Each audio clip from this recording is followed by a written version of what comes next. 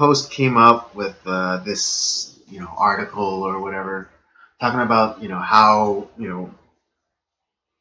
Rudolph the red-nosed reindeer is problematic because it somehow affirms, racism, homophobia, all the bad things essentially. Um,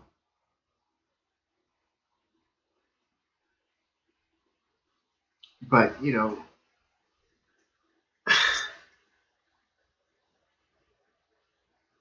it's just like people who put out articles like that really make me wonder about the quality of education that people are receiving nowadays. And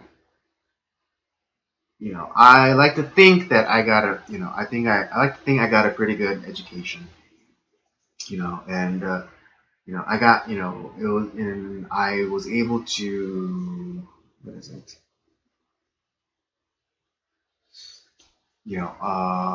my critical thinking faculties were honed and developed during my more formative years.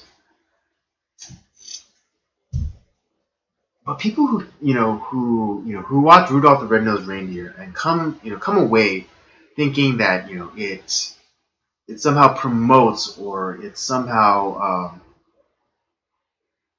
validates you know homophobia, xenophobia, ostracization. They, they have to be stupid.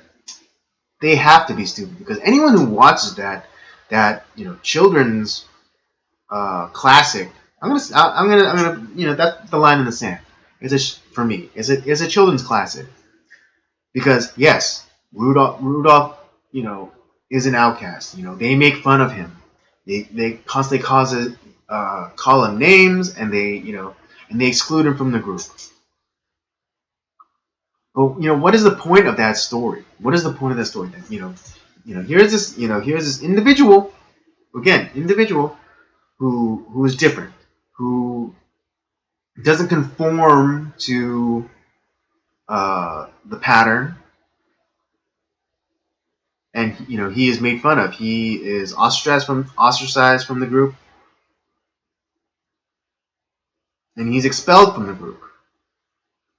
But what happens? What happens through his trial, through his hardship? He's made stronger. He's made more resilient, and then he is able to. And then by the end, he is able to contribute something to the greater society, and then it is then that the group is able to see his worth, his contribution to uh, the larger group, and then he's accepted. And that's a lesson that is a lesson that we should be telling our children. It's like, yes, there are gonna be idiots who may look down upon you, who may call you names, who may ostracize you from a group. But if you work hard and you get through the gauntlet, then you'll become stronger, and you personally will see your worth. You'll see your worth in yourself before other people, and then you'll be able to contribute. And then people will see your value that you've seen in yourself, that you cultivated for yourself, and give back to society. I think that's the lesson that we should be pushing. If anything, if nothing else, if nothing else.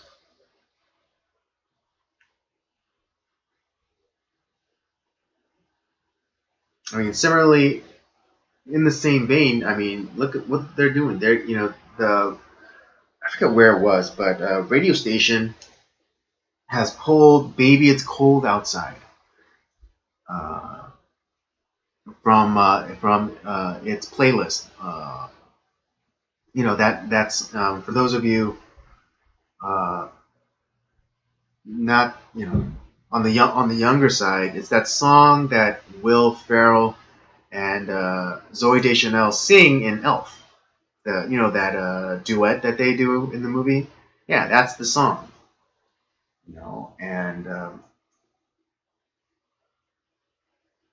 this is an oldie, but it always comes back every winter.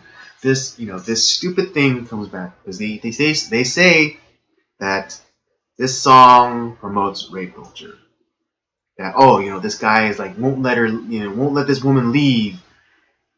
But what they don't see, and what they're not reading between the lines, is this woman wants to be there. This woman wants to D. If you go back and read the lyrics, you can see that she wants the D. She's like coming up with like all like these like quote unquote excuses to go. Talking about uh, how her mother will worry, or the neighbors will say this or that, but she doesn't really care about those things because she wants the D. And even if you if you look up the performance of the song, I forget what movie it's in, but it's not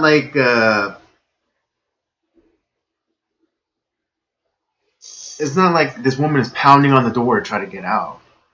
She's into the guy, and she wants to at least feign, you know uh,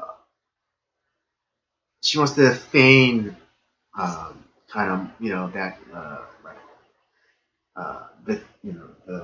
like the feign the idea of chasteness, to like, to go, oh, and here's the thing, at the one of the last lines. Hold on, let me look it up for sure. Oh yeah, it says in verse 2, at least I'm gonna say that I tried. That means that she wanted, that she was into it, that she liked him and she wanted to stay. It wasn't she was being held against her will. They're doing like this little, it's like the dinner check, dance. Um, for those of you who are unfamiliar with it, particularly in Asian cultures, there's this dance that people do at after dinner, and the check comes, and they always go like, oh, I'll pay for this, I'll pay for this one, don't worry about it. And then like the other party will like grab it. It's like, no, I'm gonna pay, no, you got the last one, I'll get this one. And then there's like, they keep back and forthing that kind of thing, until finally one person just relents. It's like, okay, you pay, but I'm gonna pay, but I'm gonna pay next time. That cultures and societies and individuals engage in. That's completely normal. This is, if you watch like the scene from the movie, you'll see that there's like there's a flirtatiousness to their interaction. It's because again, the girl's into the guy, the guy's into the girl.